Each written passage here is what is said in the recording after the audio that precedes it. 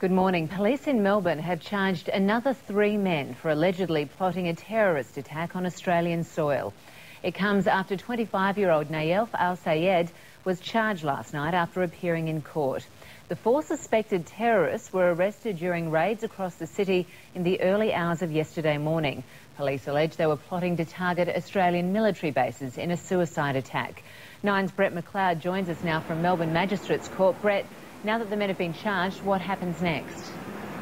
Good morning, Kelly. Well, in Court 11 is just getting underway in the Magistrates Court with a much more obvious police presence here than we normally see, particularly an armed police presence, and there's heavier security outside the courtroom as well. Inside are 3 men who are about to appear before Magistrate Reardon.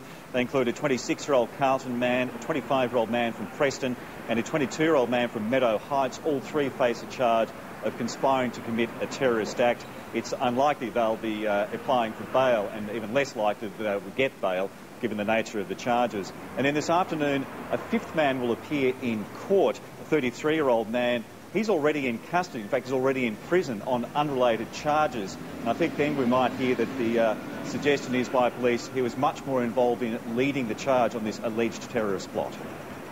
Has there been any more police activity after yesterday's raids? Police certainly look like they've settled in parts of the northern suburbs with detailed forensic work going on at some of the 19 houses they raided yesterday, looking through computer evidence, looking for other forensic evidence that might indicate more about what was involved and who was involved in this alleged plot.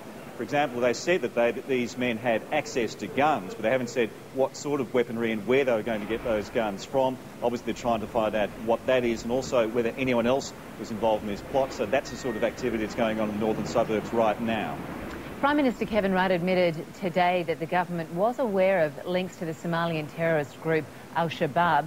So why wasn't anything done earlier than yesterday? It's a fair question, because Al-Shabaab is a well-known terrorist group throughout parts of the world. It's already been prescribed, such as America, where terrorist activity has been carried out in that group's name.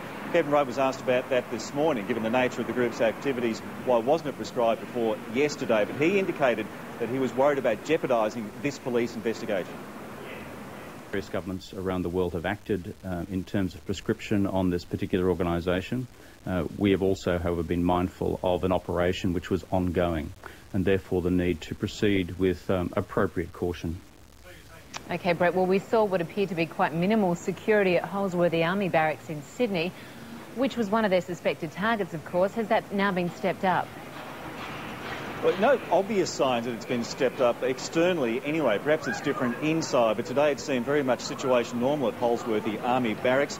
However, again, Kevin Rudd was asked about that this morning. He said he is satisfied with the level of security there, but it is going to be reviewed. Here's the Prime Minister again.